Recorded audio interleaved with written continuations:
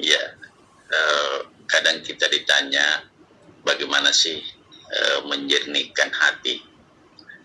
Artinya kadang ada pandangan bahwa wudhu itu hanya lahiriah, kemudian mandi wajib itu lahiriah, kita sholat itu seperti amalan lahiriah, sehingga apakah itu menyentuh batin? Kadang ada pendapat begitu, sehingga mohon pencerahan bahwa iman dan beriman dan amal soleh itu setelah iman adalah amal soleh. Di sini berkaitan dengan kebeningan hati. Artinya kad aflaha man zakkaha wa kad khaba man dassaha. Jadi ini kan beruntunglah orang yang mensucikan hatinya, merugilah orang yang mengotorinya. Apakah mengotori hati dalam kaitannya melaksanakan ibadah, atau mengotori hati menjadikan hati karena menjalankan ibadah? Seperti itu, Pak Ustaz. Kebeningan hati ditentukan oleh ibadah. Mohon petunjuk.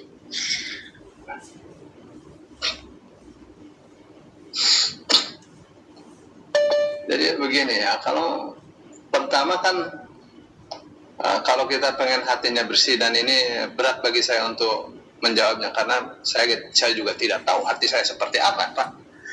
Ya, saya juga nggak tahu hati saya seperti apa. Jadi saya kalau ngomong cuma teori sih gampang aja. Kalau teorinya ulama-ulama kita dulu atau ulama-ulama sufi itu, mereka katakan ada 3 T yang perlu diperhatikan. Nah, bukan 3 triliun. Apa itu? 3 T itu pertama adalah takhalli. Apa takhalli? Takhalli itu mengosongkan jiwa, mengosongkan hati dari sifat-sifat yang tercela. Itu takhalli. Ya. Itu teorinya. Jadi ada namanya at-takhalli. Jadi at-takhalli. At-takhalli itu mengosongkan ya.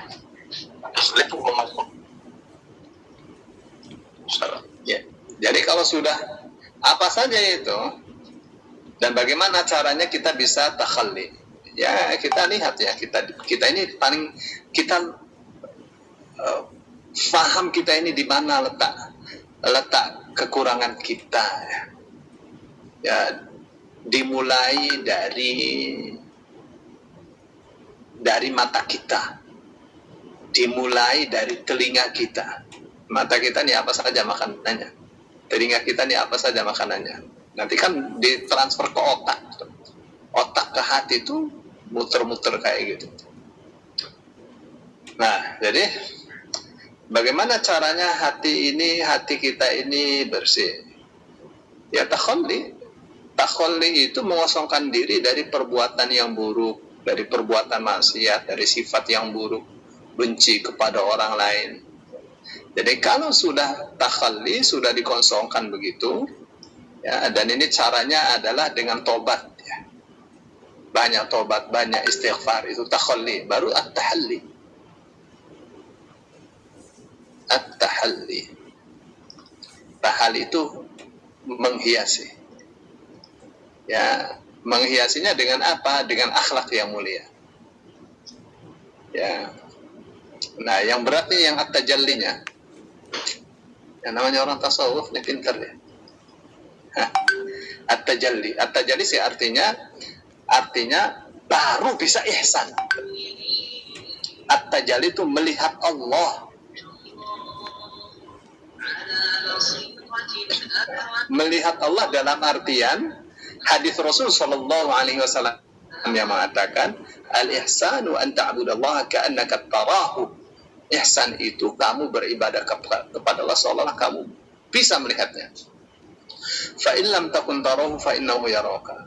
Kalau kamu tidak bisa melihatnya, maka sungguhnya Allah melihat kamu. Jadi Kalau sudah takhalli, sudah tahalli, nanti kita akan bisa pamer. Pamernya tajalli kan memperlihatkan diri. Ya, sekarang bukan Allahnya memperlihatkan diri kepada kita, tapi kitanya memperlihatkan diri kepada Allah. Kita pamer kepada Allah, gantinya pamer kepada manusia. Kita riya kepada Allah, gantinya riya kepada manusia. Apa saja ini rumusnya itu. Rumusnya ihsan yang paling tinggi. Kamu beribadah seolah-olah kamu melihatnya. Ya. Ya. Jadi bagaimana? Ya karena kita seolah-olah melihatnya, kita pamer. Ya Allah, ini saya berbuat, ini saya pengen dilihat engkau gitu. Itu tuh namanya tajalli. Nah, satu ya. Dari satu sisi. Dan paling penting itu bagaimana mengobati penyakit hati. Nah, karena kan kalau kita mau berhias-hias, penyakit harus dibuang dulu, yang kotor-kotor dibuang dulu. Nah, ada tipsnya. Tipsnya itu seperti yang Al-Quran katakan, ya ayuhan nas, wahai seluruh manusia, qad ja'atkum mau'izatun min rabbikum. Sungguh telah datang kepada kalian mau'izah. Apa sih mau'izah? Mau'izah itu pelajaran. Mau'izah itu nasihat. Ya. Min rabbikum, dari Tuhan kalian. Berarti di mana itu? Di Al-Quran.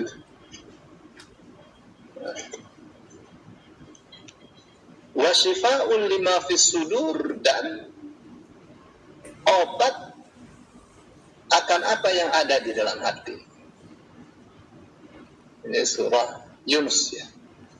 Ayat 57. Ya ayuhan nas, wahai manusia, qad ja'atkum mau'izatun min rabbikum wa shifaa'un lima fis suduri wa hudan wa rahmatul lil mu'minin.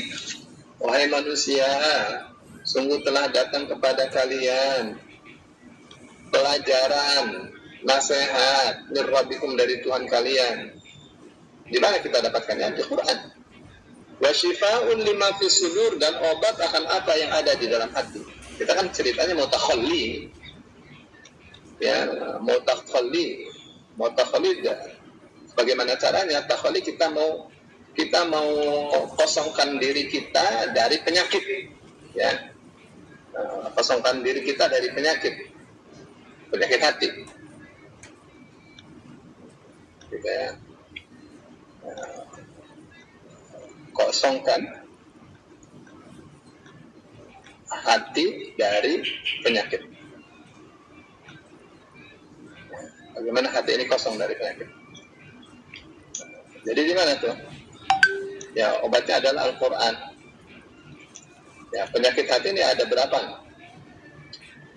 Ya, penyakit hati itu ada dua ya. Satu syahwat, ya. Yang satunya syubhat.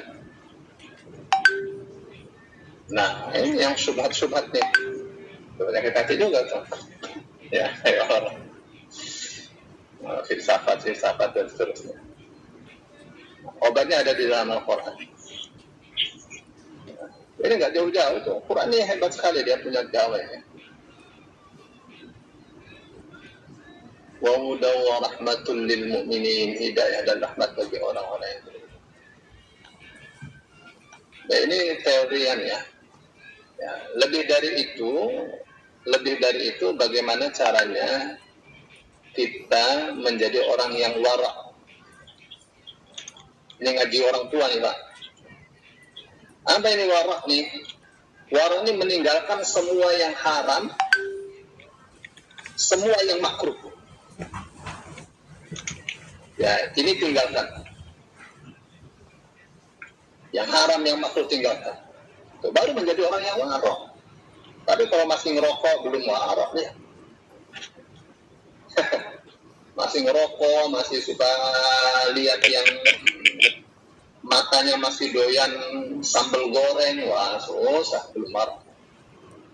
Mata ini mesti dijaga betul. Ya, belum marah dia. Nah, di atas itu ada namanya zuhud. Di puncaknya ini zuhud. Warok itu masih ada di bawah. Apa itu zuhud? Zuhud itu warok plus. plus. Ya. Yang haram dia tinggalkan, yang makruh dia tinggalkan, hatta yang boleh dia tinggalkan. Selagi itu tidak memiliki nilai yang plus di hadapan Allah. Nonton bola boleh itu, tapi dia akan tinggalkan. Kenapa? Karena bagi dia itu tidak ada untungnya di akhirat. Nonton bola itu. Misalnya itu zuhud. Nah, orang yang zuhud ini bukan orang yang tidak cinta dunia. Ya, karena itu mustahil. Manusia tidak cinta dunia itu bohong. Ya. Nah, kenapa? Karena akan bertabrakan dengan ayat yang mengatakan zuyyina linnasi hubbus syahawat. Ya, dihiasi bagi manusia cinta akan syahwat. Minan nisa kepada perempuan, wal bani kepada anak-anak, wal qanatiril muqantarati mencintai harta yang banyak, minad dhahbi wal fiddah emas, perak dan seterusnya.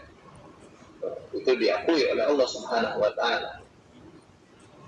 Ya, tapi mereka ini, jadi orang-orang yang zuhud itu pantang waktu itu habis untuk sesuatu yang tidak berguna. Ya, kalaupun istirahat hatinya pasti berzikir. Orang zuhud juga ini. Oh, kalau begitu capek banget jadi orang zuhud. Enggak. Jadi orang yang zuhud hatinya pasti tenang, damai. Ya, karena merasa dekat dengan Allah Subhanahu wa taala, bagaimana tidak damai, hati itu suntuk, enggak panas. Ya, dijaga bicara semua. Jadi orang zuhud itu kapan dia lihat di situ ada nilai plus, dia akan kejar. Ada seorang sahabat mengatakan, andaikan Allah takdirkan rezeki saya berupa sepotong roti di seberang laut sana, saya akan kejar. Kenapa? Bukan lihat rotinya yang kecil itu, bukan. Dalam dia mengejar roti yang sudah Allah tentukan itu ada nilai jihad. Dia dapatkan roti, rotinya dimakan, jadi tenaga untuk beribadah. Gitu kan? Jadi bagaimana caranya kita menjadi orang yang zuhud tadi? Kita harus berlatih. Jadi apakah itu ada kaitannya dengan ibadah? Ya, ada kaitannya dengan ibadah. Ya, seperti kotornya hati ada kaitannya dengan maksiat. Maksiat lagi, kotor lama-lama.